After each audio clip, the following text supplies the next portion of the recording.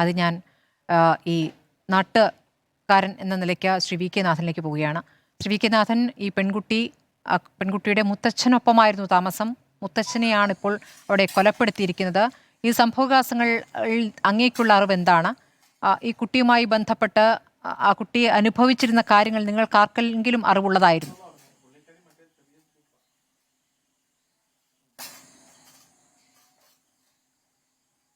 കുട്ടിയെ സംബന്ധിച്ചിടത്തോളം കേൾക്കാൻ പറ്റുന്നുണ്ടോ? കേൾക്കാം. കുട്ടിയെ സംബന്ധിച്ചിടത്തോളം കഴിഞ്ഞ കുറച്ച് നാളുകളായിട്ട് മാത്രമാണ് ഈ കുടുംബം ഇവിടെ താമസിക്കുന്നുണ്ടെങ്കിലും കുട്ടി 8ാം ക്ലാസ്സിൽ മാത്രമാണ് കരുവാറ്റ എന്ന് പറയുന്ന ഈ പ്രദേശത്തേക്ക് വരുന്നതും അതിനുശേഷം ഇവിടെ സ്കൂളിൽ അഡ്മിഷൻ എടുത്ത് പഠനം ആരംഭിക്കുകയും ചെയ്തിട്ടുള്ളത്. അതിനിടയ്ക്ക് കുട്ടി കുറച്ച് നാൾക്ക് മുമ്പ് കുറച്ച് സമയങ്ങൾ മാത്രമാണ്, അല്ലെങ്കിൽ കുറച്ച് നാളുകൾ മാത്രമാണ് കരുവാറ്റയിൽ താമസിച്ചിട്ടുള്ളത്.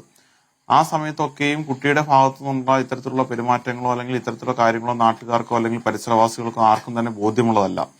പക്ഷേ ഈ പറയുന്നത് പോലെ കുട്ടിയുടെ പലതരത്തിലുള്ള സുഹൃത്ത് വലയവും അല്ലെങ്കിൽ അത്തരത്തിലുള്ള ആളുകൾ വന്നു പോകുന്ന കാര്യങ്ങളുമൊക്കെ ഈ പറയുന്ന അയൽവാസികളൊക്കെ ശ്രദ്ധിച്ചിട്ടുണ്ട്.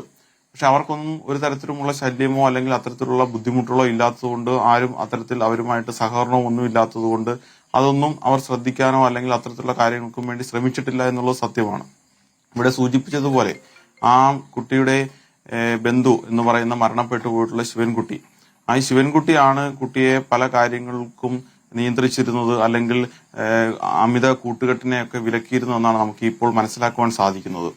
കുട്ടി ഇടയ്ക്ക് കുറച്ച് നാൾ ഒരു മിസ്സിംഗ് കംപ്ലൈന്റിന്റെ പേരിൽ ഒരു വിഷയം ഉണ്ടായിട്ടുള്ളതായിട്ട് ഇപ്പോൾ ഈ പ്രശ്നം ഉണ്ടായപ്പോൾ മാത്രമാണ് പ്രദേശവാസികൾ തന്നെ അറിയുന്നത്.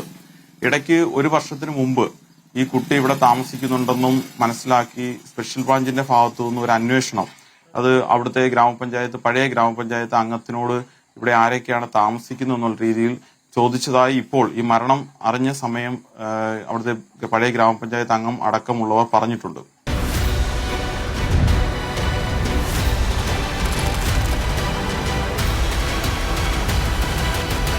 ഡിബേറ്റ് വിത്ത് സ്മൃതി പരുത്തിക്കാട്.